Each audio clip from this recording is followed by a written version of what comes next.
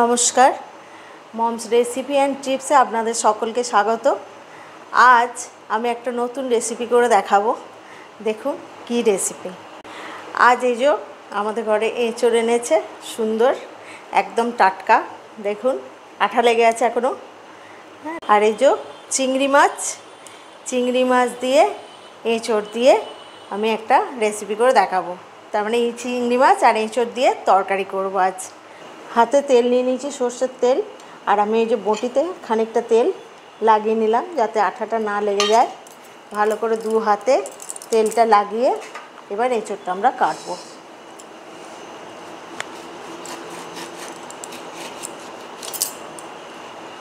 এঁচোড়টা খুব সুন্দর, দেখুন একদম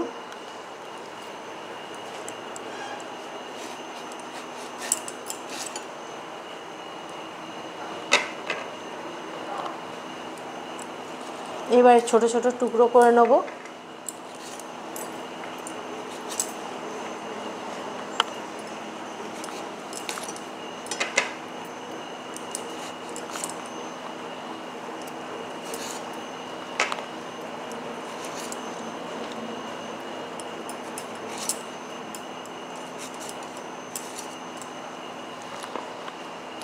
এবার আমি ছাড়িয়ে নেবো এঁচোড়টাকে।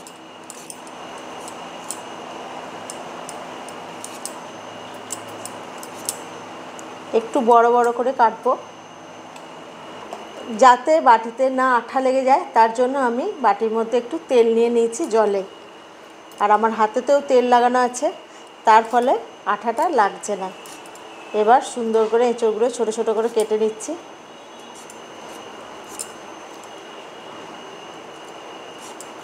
এঁচোড়গুলো দেখুন সব কাটা হয়ে গেছে সুন্দর করে। এবার আমি পরিষ্কার করে নিচ্ছি জায়গাটা, তারপর আমি রান্নার দিকে যাব। এবার এই কুকারটায় আমি জল দিয়ে এঁচোড়টাকে সেদ্ধ করতে দেবো। এবার কুকারে আমি এঁচোড়টা যে কেটে রেখেছিলাম সেই জলটা সমেত কুকারে দিয়ে দেবো। কিছুটা আলু টুকরো টুকরো করে কেটে রেখেছিলাম, দেখুন সেইগুলো দিয়ে দেবো। দিয়ে একটু হলুদ দিয়ে দেবো, নুন দিয়ে দেবো, পরিমাণ মতো নুন দিয়ে দেবো। ভালো করে আলুগুলো নুন হলুদ মাখিয়ে কুকারের মধ্যেই আর একটু সামান্য জল দেবো যাতে আলুগুলো ডুবে যায়। দিয়ে কুকারের ঢাকনাটা লাগিয়ে দেবো। কুকারের যতক্ষণ না সিটি হচ্ছে ততক্ষণ আমি এটাকে সেদ্ধ করব। এবার চিংড়ি মাছগুলো আমি নুন হলুদ মাখিয়ে রেখেছিলাম। যতক্ষণ এঁচোড়টা সেদ্ধ না হচ্ছে ততক্ষণ আমি চিংড়ি মাছগুলো ভেজে নিচ্ছি। কড়াইয়ে তেল গরম হয়ে গেছে, এবার মাছগুলো দিয়ে দেবো। খুব একটা লাল করে ভাজবো না, শুধুমাত্র হালকা হালকা করে তেলেতে নেড়ে চেড়ে ভেজে নেব। চিংড়ি মাছগুলো সব ভাজা হয়ে গেছে, দেখুন খুব লাল করে ভাজবো না, হালকা হালকা করে শুধু সাঁতলে নিয়েছি। এবার তুলে নেব।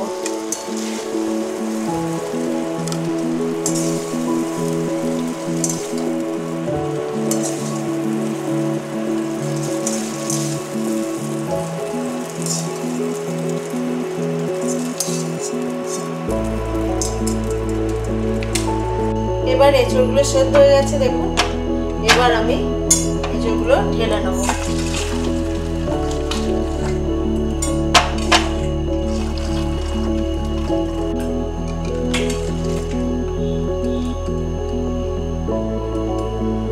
দেখুন এঁচোড়গুলো একদম ভালোভাবে সেদ্ধ হয়ে গেছে, এই যে একবার সেদ্ধ হয়ে গেছে। এবার আমি রান্নাটা যাব। চিংড়ি মাছগুলো তো ভাজা হয়ে গেছে, এবার কড়াইতে তেল গরম করে আমি এঁচোড়গুলো দিয়ে দিচ্ছি ভাজতে।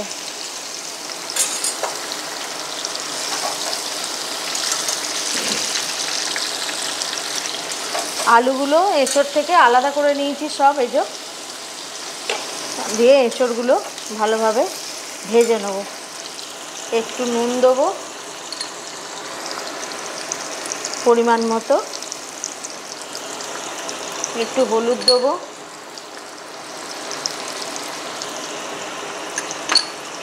একটু গরম মশলা গুঁড়ো দেবো।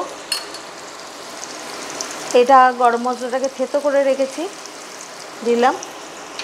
আর একটু সামান্য লঙ্কা গুঁড়ো দেবো, দিয়ে এঁচোড়টাকে ভালো করে ভেজে নেব।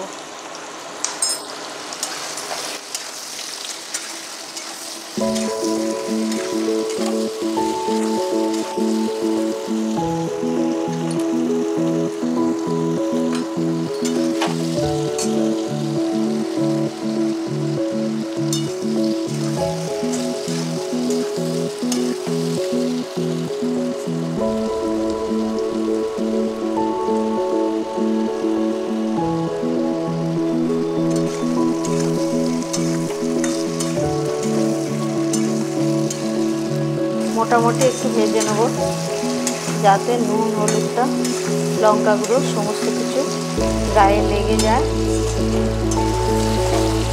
এঁচোড়ের গায়ে যে জলটা আছে সেটাও যাতে হালকা করে শুকিয়ে যায়, সেই রকমভাবে ভেজে নেব। খুব লাল করে ভাজলে এঁচোড়ের স্বাদটা চলে যায়।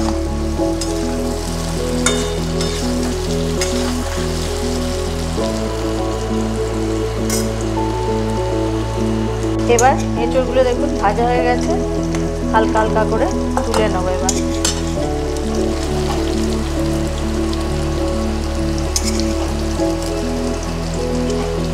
এঁচোড়গুলো সব তুলে নেব।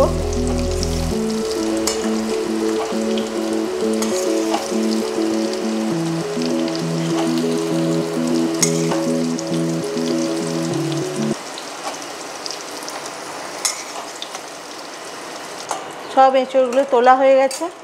এবার আমি আরও কিছুটা তেল দিলাম অল্প করে।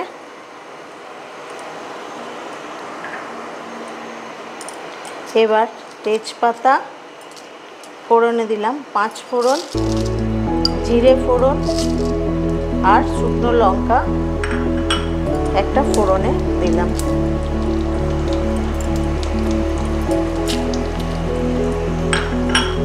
ভালো করে ফোড়নটা ভেজে নেব।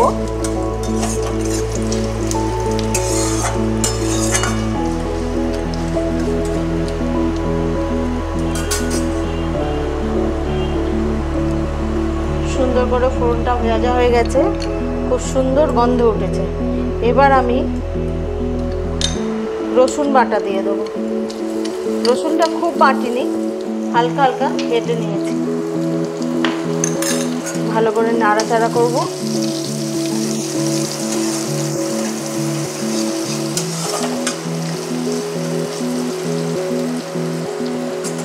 রসুনটা হালকা করে ভাজা হয়ে গেছে। এবার আমি পেঁয়াজ দেবো, পরিমাণ মতো দিতে হবে, যেমন জিনিস তেমন। পেঁয়াজটা ভালো করে নাড়াচাড়া করে ভেজে নেব। সামান্য একটু নুন দিয়ে দেবো, যাতে পেঁয়াজটা একটু নরম হয়ে যায়।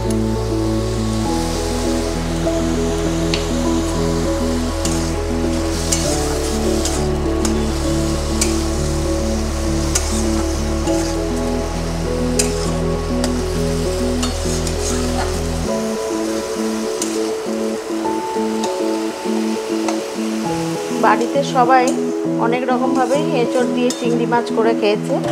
এরকমভাবে করে খেয়ে দেখবেন, ভালোই লাগবে খেতে। এবং ঘরোয়া সব কিছু উপকরণ দিয়েই রান্না করব। এবার এর মধ্যে আমি টমেটোটা দিয়ে দেবো, কুচি করে রেখেছিলাম।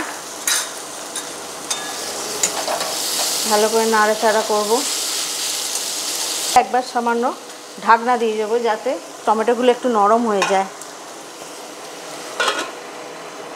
এবার ঢাকনা খুলে দেখেছি, দেখুন টমেটোগুলো একদম নরম হয়ে গেছে, মশলার সঙ্গে ভালোভাবে মিশেও গেছে। এবার আমি আদাকে বেটে রেখেছিলাম, পরিমাণ মতো দিয়ে দেবো।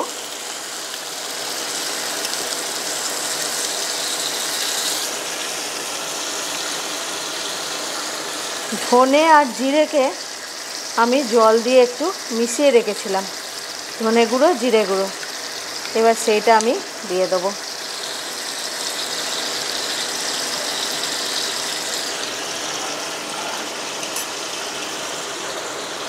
লঙ্কা গুঁড়ো দিয়ে দেবো, যেমন ঝাল খায়। আমাদের একটু ঝালটা একটু বেশিই খায়, তো তাই একটু বেশি করে লঙ্কা গুঁড়ো দিচ্ছি। চিনি দিয়ে দেবো পরিমাণ মতো।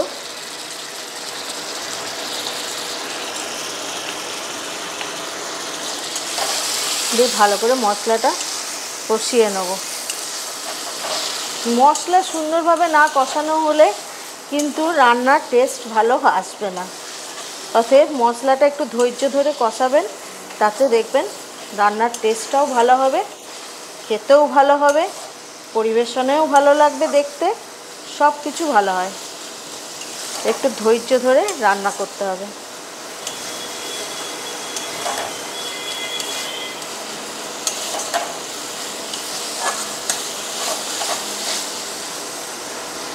যতক্ষণ না তেলটা ভালোভাবে ছাড়ছে ততক্ষণ মশলাটা ভালোভাবে কষাতে হবে। দেখুন মশলাটা আমার খুব সুন্দরভাবে কষানো হয়ে গেছে, তেল ছাড়ছে আস্তে আস্তে করে, রঙটাও খুব সুন্দর উঠেছে এবং গন্ধটাও খুব সুন্দর উঠেছে। এবার আমি আলুগুলো সেদ্ধ করে রেখেছিলাম, এগুলো দিয়ে দেবো।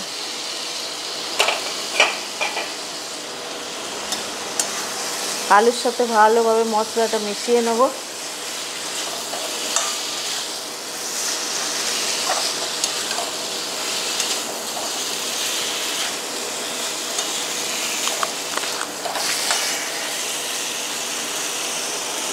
হলুদ দিয়ে দেবো।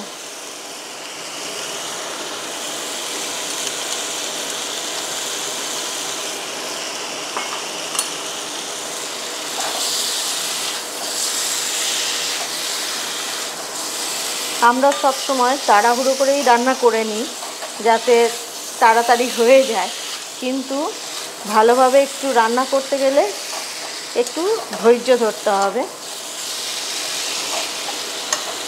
সময় বেশি লাগে না, কিন্তু একটু ধৈর্য ধরে কষলে তবে রান্নাটা ভালো হয়।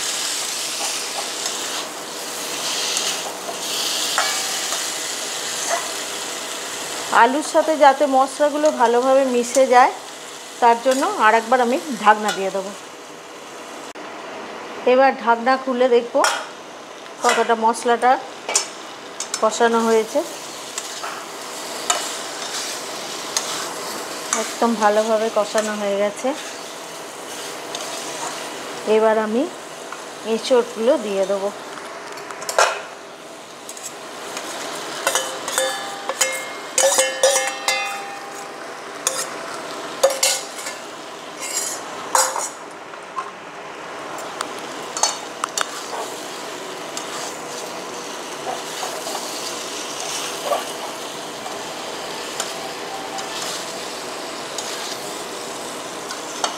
একদম সুন্দরভাবে কষানো হয়ে গেছে, মশলা থেকেও তেল ছেড়ে দিয়েছে একদম। এবার আমি চিংড়ি মাছগুলো দিয়ে দেবো।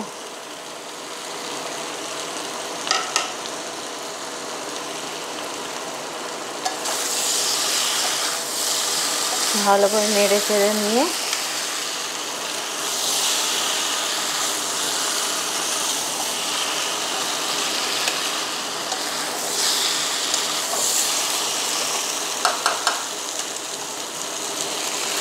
জল দিয়ে দেবো। পরিমাণ মতো জল দিয়ে এবার ফুটতে দেবো।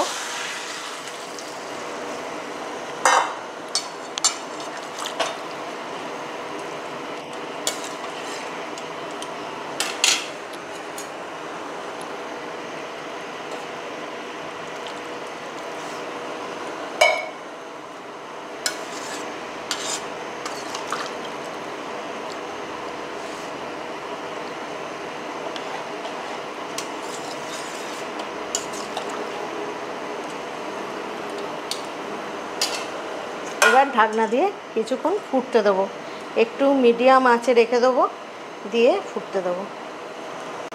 এবার ঢাকনা খুলে দেখব, একদম রেডি হয়ে গেছে। দেখুন চিংড়ি মাছ, এঁচোড়, আলু সব সুন্দরভাবে মাখামাখি হয়ে গেছে।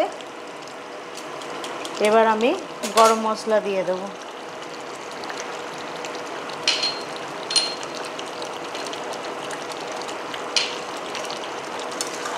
স্বাদ অনুসারে গরম মশলা দেবেন। আপনারা যদি নাও গরম মশলা দিতে চান, ধনে পাতা কুচো দিতে পারেন। আমার হাতের কাছে এখন গরম মশলাই আছে ঘরে, তাই গরম মশলা দিলাম। গরম মশলা দিলে এঁচোড় আর চিংড়ি মাছের সেন্টটা খুব ভালো হয়। দিয়ে ঢাকনা দিয়ে দিলাম। এবার পরিবেশনের জন্য রেডি করব। আমাদের চিংড়ি মাছ, এঁচোড়, আলুর তরকারি একদম রেডি হয়ে গেছে পরিবেশনের জন্য। বাড়িতে রেসিপিটা বানিয়ে খেয়ে দেখবেন। ভালো লাগলে লাইক করবেন, শেয়ার করবেন, সাবস্ক্রাইব করবেন, আমার পাশে থাকবেন এবং কমেন্ট করতে ভুলবেন না কেমন লাগলো।